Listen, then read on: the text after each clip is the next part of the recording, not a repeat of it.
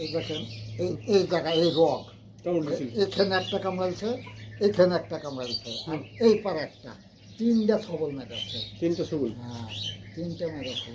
কিন্তু করার রুগীটাকে দিয়েছে হলো অবহেলা করে।